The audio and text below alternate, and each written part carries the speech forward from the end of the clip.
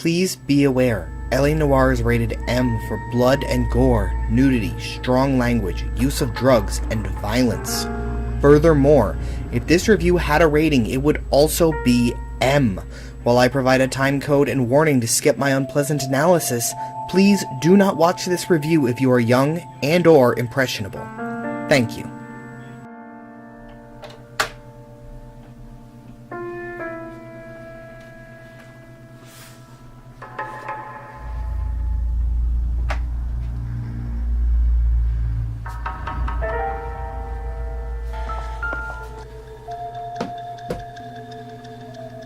Incidental.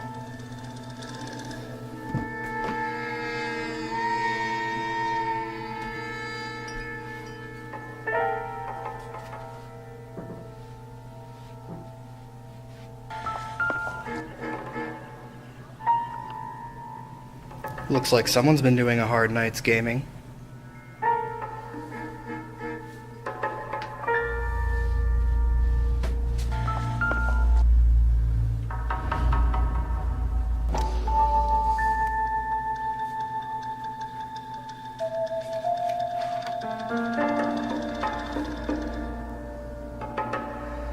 Easy mode, indeed. The heck? YTPD, hands up.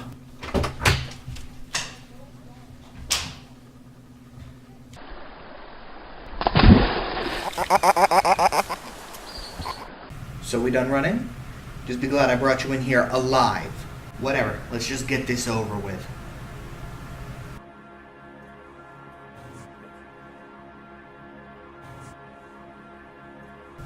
Why did you run away earlier, Otter?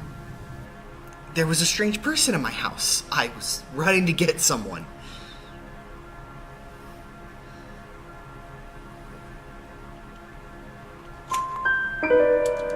You expect me to believe that we have episodes missing for weeks and months here, Otter, and I'm starting to pin the blame on you. Look, I know I'm behind, but it's not my fault. You have to believe me. So what's been holding the episodes back then, Otter? Work, classes, I'm doing my best.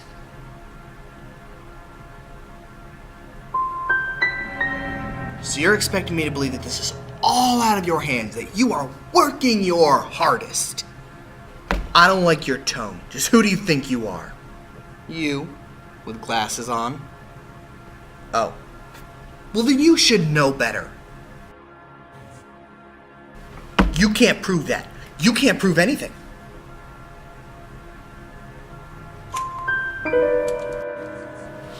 Can't I, Otter? We have your internet history. Wait, you... Yes, and we've seen everything. Everything? LA Noire, released 2011 by Team Bondi and Rockstar. At the time, it was praised for having extremely impressive facial animation. They used real actors and digitally scanned their faces as they acted. It's definitely impressive, but also causes some issues. On its release, the game was praised to the heavens, receiving even some perfect scores. Yet, despite this, the game has received very little DLC, especially for a Rockstar game, and seems to definitely not be spawning any sort of franchise as we're 6 years down the line and there isn't even a whisper of a similar game. No, Rockstar is putting all their focus into GTA and apparently nothing else.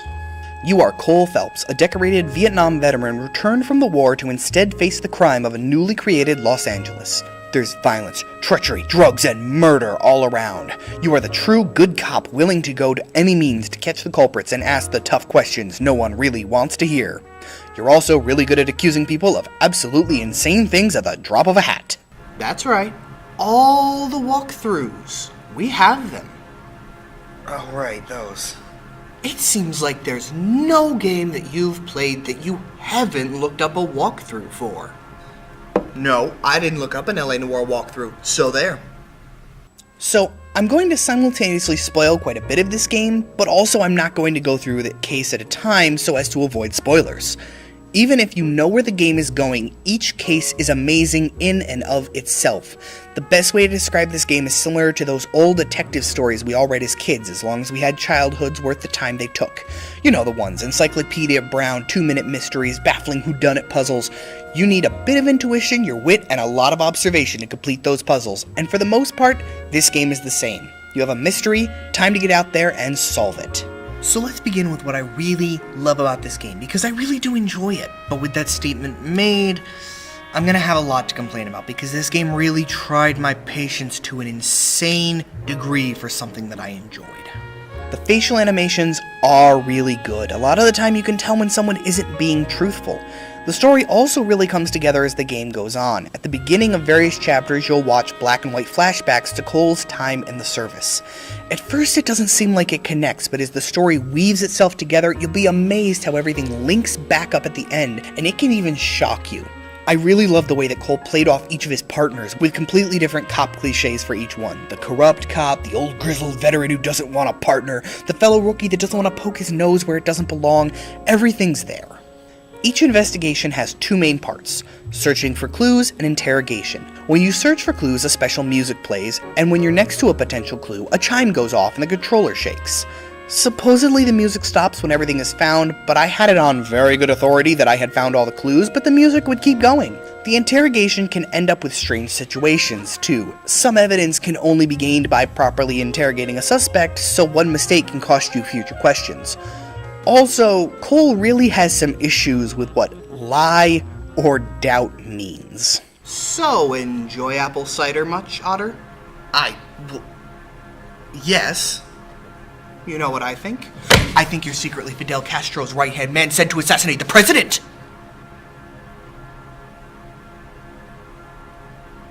What? Sorry, I was mistaken. Mistaken about what? Even doubt can be weirdly aggressive. It's never clear if doubt means, I think there's more you're not telling me, and get behind me, Satan.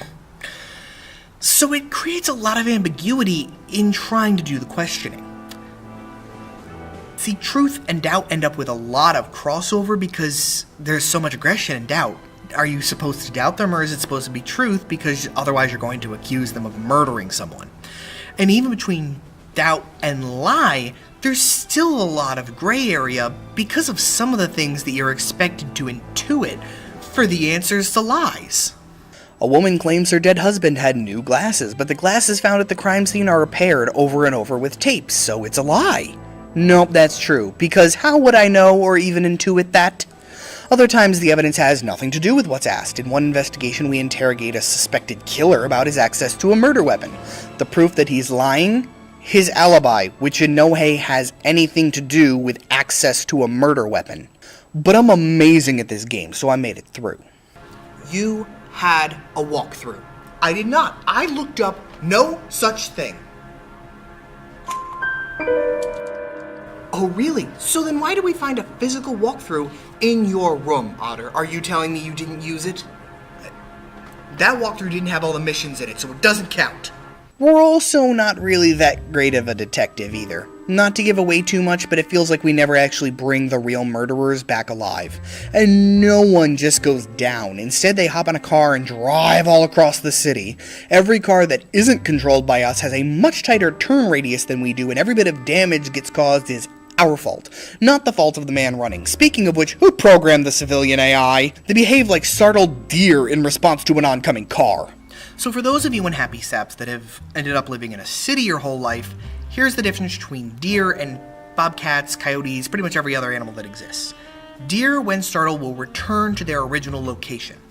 So even if they are all the way off the road, clearly out of the way of your car, back in the tree line, when your car startles them, they will turn and run back the way that they came because they're startled directly into the grill of your car.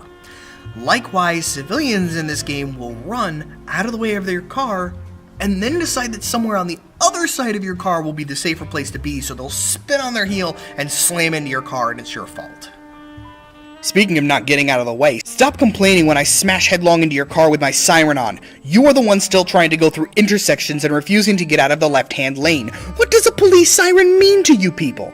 I couldn't find any laws saying the rules about sirens were any different in that time period, but I don't know, they might have been. Either way, stop penalizing me for things that clearly are not my fault. Oh, and finally, don't assume civilians will move. If they're standing still, they'll respond to your car like moose, which is to continue to stand completely still, confident you won't destroy your own life at the cost of their own. Unlike moose, they're wrong. There are also some very deep-set story issues to me that really do damage to my enjoyment of the game. The first comes about halfway through. You start out in traffic, but have solved enough murders despite the department that you were in that you were moved up to homicide. Some stuff we'll get into detail shortly goes down and you're shunted sideways into Vice. Towards the end of the Vice campaign, we'll see Cole visit a German singer named Elsa, and it's implied that he cheats on his wife with her. Okay, whatever, even if I can't see why everyone thinks she's beautiful. Unlike most people, the face capture on her is disturbing more often than not. The bodies aren't modeled the same way as the faces, so almost every outfit she wears clips through her neck at weird angles, and she can be very disconcerting to look at. There was one cutscene where I broke down laughing because it cut to her close up and my first thought was, "It's looking at me!" My issue is not with Cole cheating. It's the writer's story, they can do what they want. My issue is with the game trying to make me feel bad for doing it. Cole gets sold out over the infidelity and is kicked down to arson pending his hearing and termination, and gets kicked out of his own house in a very dramatic scene. That he then just goes to Elsa's apartment and starts living there. Yes, I can definitely see how broken up you were over being banished from your loving wife and 2 children. What a role model! But the game doesn't stop there. It taunts you with this new reality. People on the street will recognize you and insult you. Comments like, "I recognize you from the newspaper. You should be ashamed of yourself." Game, stop it. Stop trying to make me feel bad for that decision you made. Because trust me, if it had been my decision, I would not have chosen to cheat on my wife with the creepy demon in a repurposed purple mattress, okay?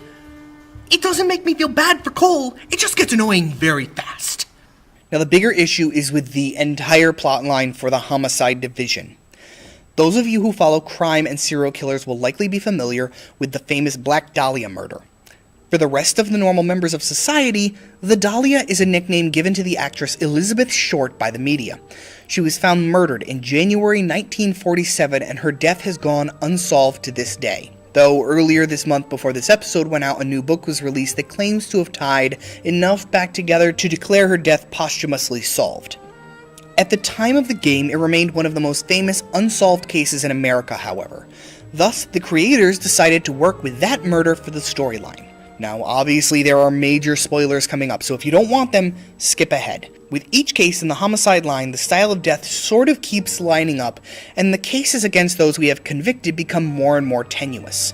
Then, in the last mission of the section, we realize that we have indeed been following the Black Dahlia killer the entire time, known as the Werewolf. He leaves clues all over the city, taunting you to have the wits to find him. The game provides you with snippets of a poem that hints at another city landmark you need to visit based on in-game information about those landmarks. For example, round which death laughed, sepulchred emblems of death, destruction, ruin within ruin, the wrecks beside of many a city vast, whose population, which the earth grew over, was mortal, but not human. See, they lie, their monstrous works and uncouth skeletons, their statues, homes, and fanes, prodigious shapes huddled in grey annihilation, split, jammed in the hard black deep. When you consider the Westlake Tar Pits as a landmark, it's immediately clear where we have to head with just a little thought. I had so much fun doing this part of the game without using the walkthrough and having to think about each clue. It was easily my favorite part of the game as I played it, leading up to finding the killer. You chase him through the sewers before finally gunning him down. No one will ever know what you accomplished, however, because he's related to an important politician, so the truth cannot be revealed. Which is actually weirdly close to what is thought to be the truth now. I was impressed the developers had tied everything together so well in preparation for the episode. With that, I began to look into what the Dahlia case actually was. Now I will take a moment to read to you something from the game's official website. In LA Noire, virtually all of the cases you will play are inspired by some part of real-life incidents that happened in and around Los Angeles, circa the crime-plagued era of 1947. Team Bondi meticulously researched stacks of original articles reported in the newspapers of the day to cull authentic elements of real-life crimes that would inspire the in-game cases. Now, while I don't dispute that it seems like they did do some very good research into the murders that they recreate, after my own research, I dispute that Team Bondi did anything other than minimal research into the Black Dahlia murder itself. Let's take a moment, and some more of you may wish to skip ahead or leave this video. I'm about to analyze murders, both in-game and real life. It will be dark, it will be gruesome, so if you're squeamish or don't like listening to horrible things, move along to the earlier time code given. Alright. Let's take a look at each murder in order in the game and see what we can determine.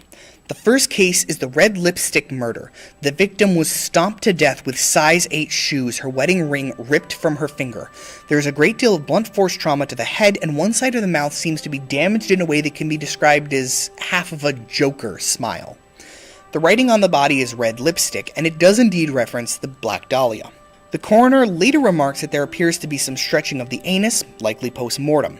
It's suggested that this was due to penetration by a socket wrench found towards the end of the episode, but is never confirmed. Our next victim, in the Golden Butterfly, is once again found naked and stomped with size 8 shoes. The blunt force trauma isn't present any longer on the head, instead replaced with a unique ligature mark in line with triple braided ropes most commonly used on ships. The ring was again violently removed from the finger, as was her watch. We can begin to build a pattern as we move on to victim number 3 in the silk stocking murder. Once again found naked, with lacerations to her neck that pulled away the skin. There are deep gouges across the body, including on her right breast. The ring has been removed, ripping the finger to the bone, and lipstick was again the cause of the inscription on the belly. The murderer has acted much more violently in this case. The fourth case, the white shoe slaying, finds our first clothed victim. There appears to be blunt force trauma to the skull, and the triple braid mark around the neck is back. While jewelry was likely taken from her, there are no similar marks of trauma in their removal. This might seem like an outlier, but lines up better with Case 5, the studio secretary murder. Victim is again clothed, with cause of death appearing to be extreme blunt force trauma to the head. There's a gash in her nose, and she does appear to be strangled, though not by the braid. Another missing ring, and we close out the murders. So why do I focus so much on the gruesome details of what happened to these women? Because through those details, we can discover the murderer's MO, and if the murders actually belong together at all. Now, as these are a work of fiction, let us assume that the killer of all 5 women really is the same person. He seems to choose women at random, preferring to strangle them into submission before bludgeoning them if they have not yet died. He clearly wears size 8 shoes and used them to stomp 2 victims. From an analysis standpoint, this is still very difficult to accept, however. Why would victims 4 and 5 be dressed when 1 through 3 were stripped? Why were 1, 3, and 5 so badly battered while 4 was not and 2's head was almost completely intact? Why were there lacerations on 1 and 3 but none of the other girls?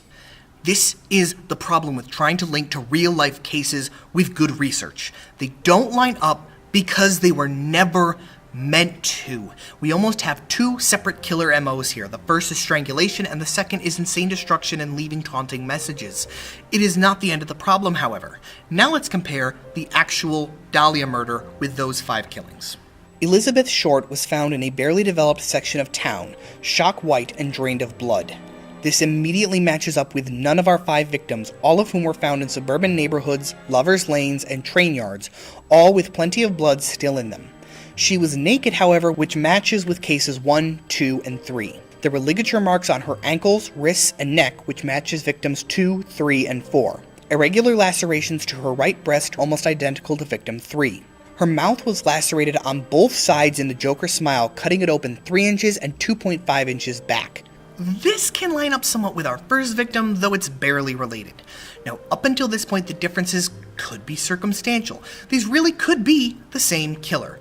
Not so fast. There are a few more incredibly important points that make the killing of Miss Short so disturbing. Her body was found cut in half just below her ribs. Said lower half had been placed a full foot away from the upper half with her intestines neatly set beneath the buttocks. She also had been displayed with legs splayed open, hands behind her head. She had been gutted from the middle of her stomach to the bisection. Her anal canal was dilated, suggesting a pre-mortem rape. Most chillingly of all, however, Elizabeth had been carefully washed after her death and dissection, and it was suggested that before her death she had been forced to eat her own feces. None of these elements match with the other deaths in the game, even slightly. Victims 2 and 4 could almost claim to have gone peacefully into the night in comparison to what happened to Miss Short. Even number 3's gashes and lacerations were fairly minor in comparison to the real murder. No one was cut in half, no one was displayed in the same way. Victim 1 had some anal penetration, but that was post-mortem and is never brought up again. Furthermore, victims 1 and 3, those victims most similar to the killing of the Dahlia, cannot possibly be the same murderer because of those lipstick markings. Elizabeth was washed, carefully cleaned. Yes, she was posed, but there was no message. Only insane brutality crossed with carefree and almost caring cleanliness. Those messages are incongruous with the established MO for the werewolf killer. The messages that you were left by the killer also don't match up. Yes, several messages were received in real life from the killer. They were cut out of newspapers in the now cliché style, with the most famous reading, "I will give up on Dahlia killing if I get 10 years. Don't try to find me." But in the game, they add another type of note, the killer leaving behind those bits and pieces of the poem Prometheus Unbound by Percy Shelley. I couldn't find anything about the killer leaving behind any such thing in the real case. Looking over every letter known or believed to be from the werewolf does not paint him as an intelligent man. The game tries to show him as a twisted intellectual, teasing the police and leading them on a chase of intelligence and bravery. That is giving this man far too much credit than he is deserved. So I think it's clear what I'm saying. These killings that the game is trying to be clever and link to the infamous Black Dahlia murder so very clearly have nothing to do with the murder. Team Bondi either didn't try hard enough or didn't care enough or felt they were being so very clever no one would notice. I love the idea they were going for, but they failed it. I mean, look at these victims. Yes, they're gruesome, but will you describe the killer of any of them as the werewolf? It's almost like they were afraid to show too much gore in their M-rated game. That's even more frustrating when they don't treat fire the same way at all. They don't hesitate to show arson victims in intense, horrific detail. One of the Vietnam flashbacks even shows people burning alive as you listen to their screams for help. What I consider the most gory scene in the game was arson victims displayed with downright shocking details, but because they don't look fully human anymore, I guess Rockstar and Team Bondi felt it would be fine. I have read about killers and watched all kinds of documentaries for years now, yet I feel only my real reaction can do this scene justice. Oh, that's a sight and a half. What are you doing? Jeez. Rare effect is from the fire. Muscles and tendons contract. Oh. Yeah, after looking at that. Might fit, Cole, but I don't think we could ever prove it. There's very little evidence. So, it's fine to show that kind of horrific detail on fire victims, just not traditional murder victims, even when that's required so your storyline doesn't fall apart at the seams. There is a much more important reason to be upset about all of this, however. You might be watching saying, Otter, you're insisting we look at horrible, gruesome things today, and why? To give the werewolf credit? To not downplay his works? You're sick. And you're partially right. It is important not to downplay the works of the werewolf, but not for his sake. Let's take a different example. If you were playing a World War II game and you watched Hitler order his SS soldiers to barge into houses, shoot Jews, and leave the bodies there to rot, would it be the same? Now, if that was presented as how the Holocaust was carried out, no gas chambers, no camps that destroyed people's souls, just executions, would it matter? It would still be gruesome, inhumane, and horrible, so would it matter that you were changing history in this way for your fictional game? I'm sure you're all thinking that of course it would. That what was suffered in the Holocaust should not be changed, should never be changed, even for fiction.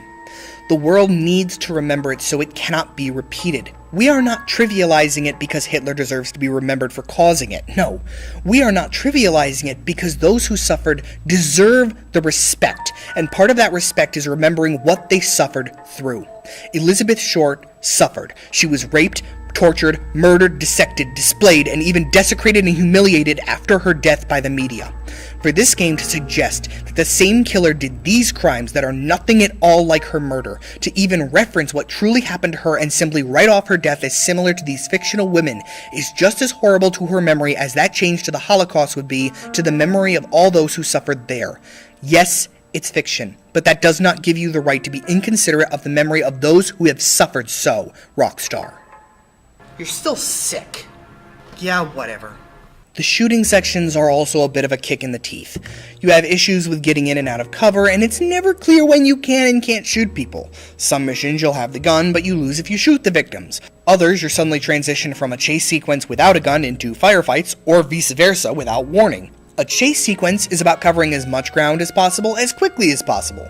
A firefight is about cover and not making best friends with lead. The two are at odds with each other, usually to your detriment as you fail the mission. Most of this happens in side missions, however, so it won't matter because there's no reason to do side missions. When I started the game, I did every single side mission. I loved them, and they're worth 15 experience each. Every level you get an intuition point which can help you process interrogations or find evidence. But then, I hit level 20, and I wasn't even halfway through the game. I couldn't get more experience as my level had apparently capped out, and there was nothing to be gained from side missions other than to waste my time driving out of the way. Instead, I could just pick the next location, tell my partner to drive, and be there in a loading screen, instead of minutes of my own driving.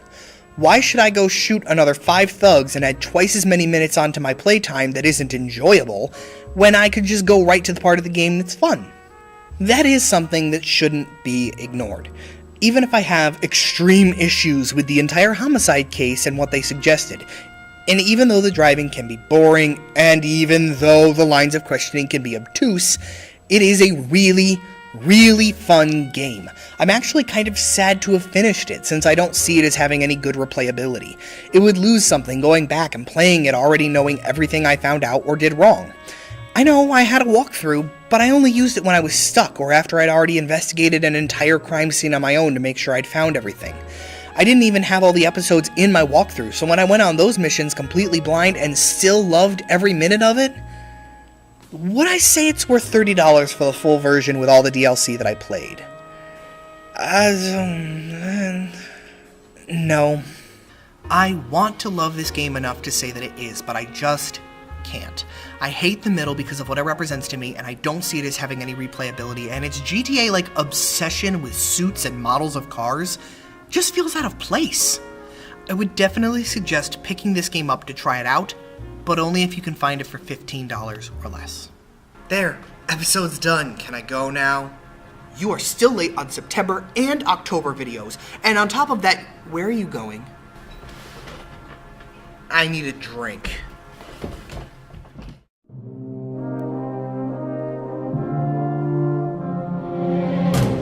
Logic wired.